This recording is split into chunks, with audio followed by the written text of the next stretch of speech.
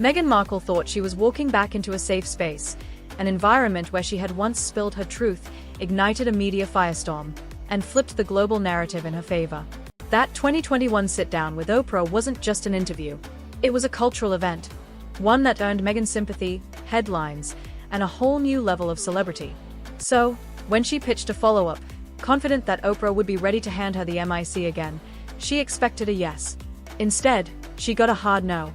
And not just any no. This one came directly from Oprah herself.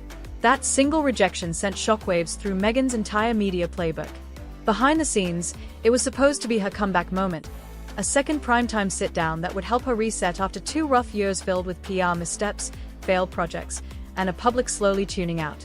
But Oprah's refusal wasn't just about scheduling or timing.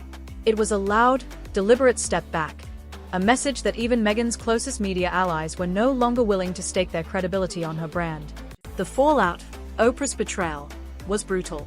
When someone like Oprah steps away, others take note. She's not just a talk show host. She's a gatekeeper, a validator, the kind of figure whose support can open doors that would otherwise stay bolted shut. But now that door is closed, and Meghan is left standing in the hallway, trying to figure out what went wrong. What makes this even more damning is that Oprah has built her empire on empathy, redemption, and giving people second chances. She's not afraid of controversial stories. She built a career on handling them. But when it comes to Meghan, the calculation has changed. Oprah isn't just walking away from another headline moment. She's walking away from the risk. The backlash from the first interview was intense. Millions watched. Millions judged. And while it earned Meghan global attention, it also came with fact checks, criticism, and claims that parts of the story didn't add up. So Oprah did what anyone protecting a decades-long career would do. She looked at the optics, measured the risk, and said no. That no hit Meghan hard. According to insiders, she wasn't just disappointed. She was furious. She saw it as betrayal. Not just from Oprah, but from the entire system that once treated her like royalty, even after she gave up the title. Here's the thing, in Hollywood, perception is everything. Meghan's draw used to be magnetic. Her name on a guest list meant cameras. Her face on a magazine cover meant sales. But lately, the numbers are telling a different story. Projects are stalling. Deals are drying up. The audience isn't tuning in like they used to. And once the buzz starts fading, the industry pulls back, fast. Losing the narrative is deadly in this business. One source put it bluntly, the novelty is gone. That's harsh, but in Hollywood, that kind of sentiment travels quickly. Meghan's entire post-royal brand was built on controlling the narrative, telling her story her way with glossy production and strategic timing. But when your biggest megaphone, Oprah, decides not to hand you the MIC, the narrative starts slipping out of your hands. And it's not just the media backing away. When a name starts getting marked as risky, publicists, producers, and even stylists begin weighing their options. Nobody wants to be tied to a falling star, especially when their own reputation might take a hit by association. Meghan went from being a sought-after guest to a maybe, we'll see. That's a chilling shift in a town where who wants you matters far more than who you are. The cracks didn't start with Oprah's rejection. They had been forming quietly for a while. Take the Spotify deal. Meghan's post-royal career was built on momentum, and for a time, everything she touched turned into a headline. The Spotify partnership made waves. The Netflix docu-series sparked controversy. Every public appearance was analyzed like a royal dispatch. But hype is fragile, and in the entertainment industry, when the buzz fades, you're left with one hard question: what's actually working? Spotify was supposed to be a long-term win, a multi-million-dollar deal designed to showcase Meghan's voice, literally. But what began with excitement ended in silence. Only a handful of episodes ever made it out. Production delays, inconsistent content, and lukewarm reviews haunted the project. Eventually, the partnership fizzled. Spotify cut ties, and the message was clear: if the audience isn't biting, the platform moves on. Then came the Netflix complications. The docu-series drew in viewers, but it wasn't the sustained hit Meghan had hoped for. Critics said it leaned too heavily on past grievances, rehashing the royal split without offering much new insight. Viewers began to feel like they'd heard it all before. That's dangerous territory for someone trying to build a future-facing brand. The novelty of a royal gone rogue only carries you so far if the story doesn't evolve. What's worse is that Meghan still believes in her original blueprint, the idea that with the right platform, the right lighting, and the right interviewer, she can steer the conversation. But audiences are sharper now.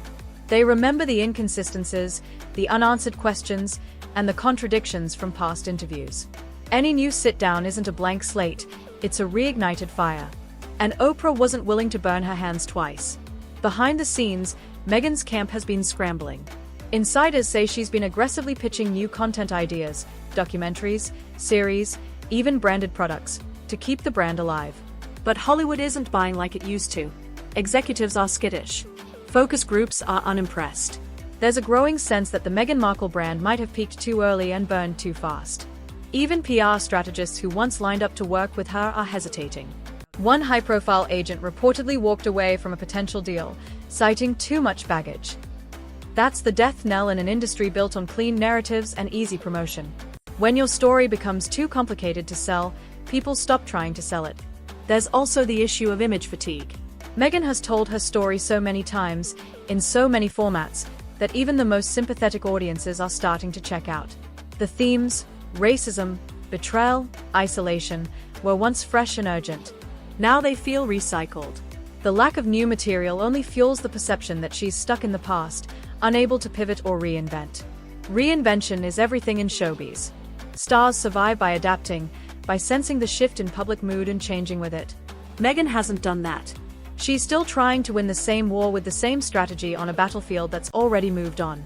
And with Oprah out of the picture, there's no one left to frame that narrative in a way that feels fresh or compelling.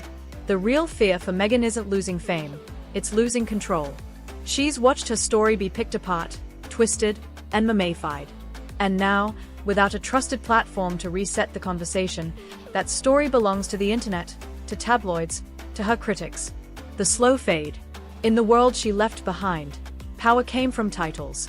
In the world she chose, power comes from attention, and hers is slipping fast. Hollywood doesn't announce when it's done with someone. It just stops answering the phone. That's the stage Meghan Markle is entering now. The slow fade, the unreturned calls, the wheels circle back, meetings that never actually happen. For someone who once had the entire media machine in the palm of her hand, the silence is deafening. And what's worse, she knows exactly what it means.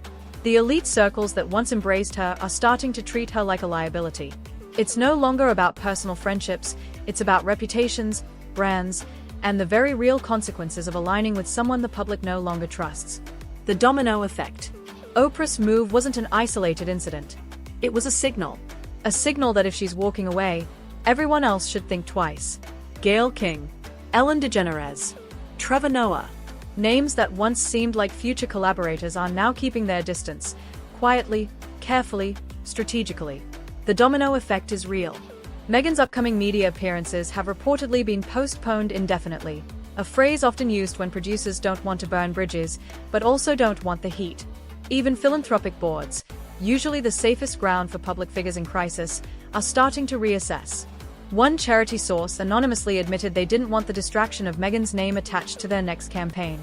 That kind of rejection isn't just professional, it's personal. What's next? Inside her circle, frustration is growing. Whispers say Meghan feels abandoned, betrayed, even punished for speaking her truth. But the truth is, it's not what she said, it's how often she kept saying it. The public has a short attention span, and the longer you stay in the spotlight without evolving, the faster they turn on you. It's the cruel irony of fame. You have to keep changing just to stay in place. And now, with few safe platforms left, Meghan is staring down a terrifying possibility: the downgrade. Smaller outlets. Less editing control. Interviewers who ask harder questions. Media that won't protect her brand. That shift from A-list to accessible changes everything. Once you lose the illusion of exclusivity, you lose the magic. The narrative stops feeling like a cultural moment and starts feeling like a PR push. That's where Meghan's brand is headed. She tried to rewrite her story on her own terms, and for a while, it worked. She became a modern symbol of independence, of speaking out, of challenging legacy institutions. But when you position yourself as a disruptor, people expect results.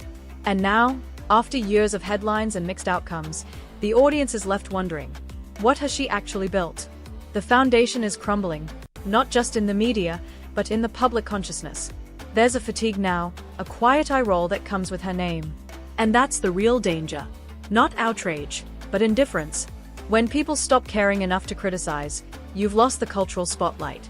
In Meghan's case, the fall isn't from irrelevance, it's from overexposure. Without Oprah's backing, there's no shield left. Every move will be dissected. Every comeback attempt will be met with skepticism. She's no longer viewed as a misunderstood outsider. She's becoming the cautionary tale of what happens when you overplay your hand in an industry that only plays by its own rules. What comes next for Meghan Markle isn't about redemption. It's about survival. Can she adapt? Can she pivot? Can she offer something new? If not, the brutal machine of entertainment will move on. And that's the final twist in this